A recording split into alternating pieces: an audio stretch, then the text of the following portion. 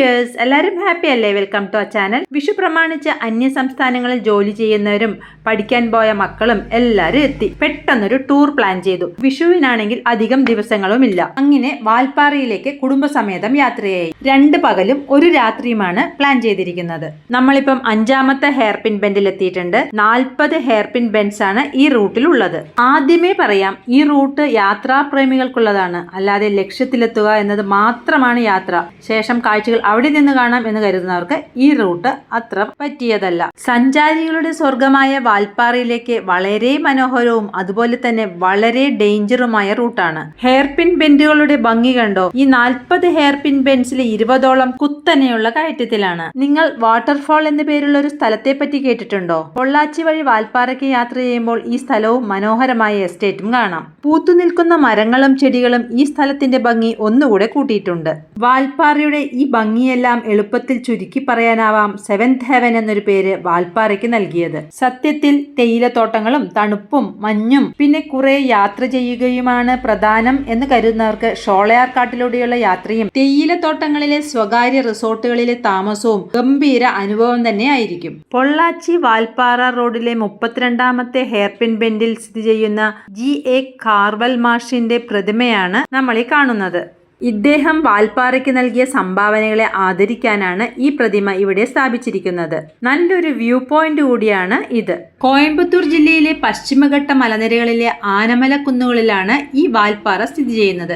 വിവിധ സസ്യ ജന്തു പക്ഷി വിഭാഗങ്ങൾ കൊണ്ട് സമ്പന്നമാണ് ഈ പ്രദേശം. വനമേഖലയുമായി അതിരു പങ്കിടുന്നത് കൊണ്ട് തന്നെ ഇതുവഴി യാത്ര ചെയ്യുമ്പോൾ വന്യമൃഗങ്ങളുടെ സാന്നിധ്യം ധാരാളം കാണുവാനും കഴിയും. വാൽപ്പാറയിലെ കരുമലൈ എസ്റ്റേറ്റിൽ സ്ഥിതി ചെയ്യുന്ന പ്രശസ്തമായ തീർത്ഥാടന കേന്ദ്രമാണ് അന്നൈ വേളാങ്കണ്ണി ചർച്ച്.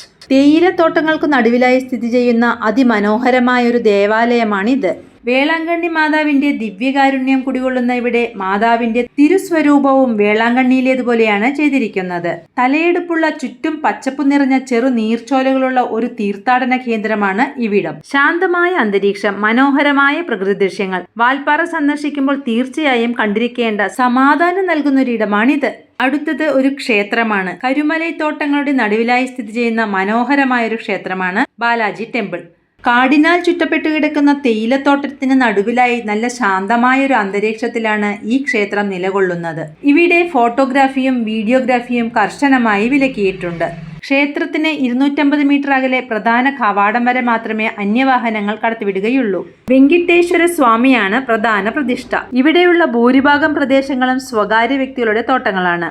56 എസ്റ്റേറ്റുകളോളമുണ്ട് ഇവിടെ. ഇതാണ് വാൽപ്പാറ ടൗൺ. സാധാരണ ഹിൽ സ്റ്റേഷനുകളിലെ ടൗൺ പോലെ തിരക്കൊന്നുമില്ല ഇവിടെ. ശാന്തവും പ്രകൃതി സൗന്ദര്യവും നിറഞ്ഞ ഒരു ടൗൺഷിപ്പാണിത്.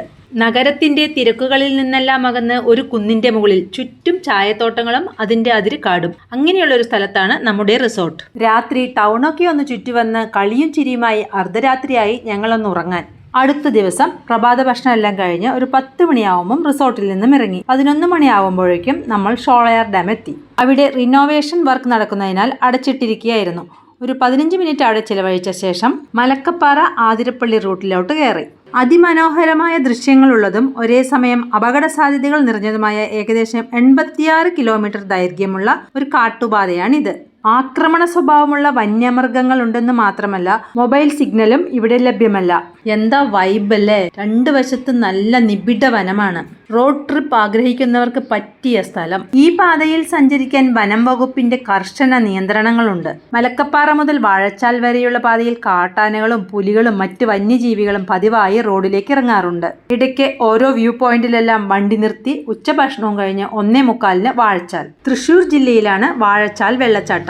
വാഴച്ചാൽ വെള്ളച്ചാട്ടത്തിലെ തണുത്ത മഞ്ഞണിഞ്ഞ ജലവും പാറക്കെട്ടുകൾ നിറഞ്ഞ ഭൂപ്രകൃതിയും കാടും സന്ദർശകർക്ക് വല്ലാത്തൊരു അനുഭവം തന്നെയാണ്. അടുത്ത സ്പോട്ട് ആതിരപ്പള്ളി. തൃശൂർ ജില്ലയിലെ ചാലക്കുടിയിൽ നിന്ന് ഏകദേശം 30 കിലോമീറ്റർ കിഴക്കായിട്ടാണ് ആതിരപ്പള്ളി വെള്ളച്ചാട്ടം. 80 അടി, അതായത് 24-25 മീറ്റർ ഉയരത്തിൽ നിന്നാണ് വെള്ളം താഴേക്ക് പതിക്കുന്നത്. ഇവിടെ ഡ്രസ് ചേഞ്ച് ചെയ്യാനുള്ള സൗകര്യമൊക്കെ ഉണ്ട്. സന്ദർശകർക്ക് വെള്ളത്തിലിറങ്ങി കുളിയൊക്കെ ആവാം. പക്ഷേ നല്ല വഴുക്കലുള്ള പാറകളാണ്, സൂക്ഷിച്ചു വേണം. ചാലക്കുടി പുഴയിലെ ഈ വെള്ളച്ചാട്ടത്തിന്റെ മുകളിലെത്താൻ ചെറിയൊരു ട്രക്കിംഗ് ഒക്കെ നടത്താവുന്നതാണെന്ന് തോന്നുന്നു. കൂടാതെ താഴേക്ക് നടന്നിറങ്ങി വെള്ളച്ചാട്ടത്തിന്റെ ദൃശ്യം ആസ്വദിക്കാനും സൗകര്യമുണ്ട്. വനത്താൽ ചുറ്റപ്പെട്ട ഈ സ്ഥലം വിനോദസഞ്ചാരികളുടെ പ്രധാന ആകർഷണ കേന്ദ്രമാണ്. ചാലക്കുടി പുഴയിലെ ജലം ഇടതൂർന്ന വനത്തിന് നടുവിലൂടെ 3 വ്യത്യസ്ത ധാരകളായി താഴേക്ക് പതിക്കുന്നത് അതിമനോഹരമായ കാഴ്ച തന്നെയാണ്. കേരളത്തിലെ ഏറ്റവും വലിയ വെള്ളച്ചാട്ടമാണിത്. കേരളത്തിന്റെ നയാഗ്ര എന്നറിയപ്പെടുന്ന ആതിരപ്പള്ളി വെള്ളച്ചാട്ടം പശ്ചിമഘട്ട മലനിരകളിൽ നിന്നാണ് ഉദ്ഭവിക്കുന്നത്. ഇറങ്ങിച്ചെല്ലാൻ എളുപ്പമായിരുന്നെങ്കിലും കയറി വരാൻ ഇത്തിരി കഷ്ടമാണ് കേട്ടോ. സോഫ്റ്റ് ഡ്രിങ്ക്സ് വാങ്ങുമ്പോൾ സ്റ്റിക്കർ പതിച്ചു തരുന്ന കുപ്പി ഇവിടെ കൊടുത്താൽ 10 രൂപ നമുക്ക് തിരിച്ചു കിട്ടും.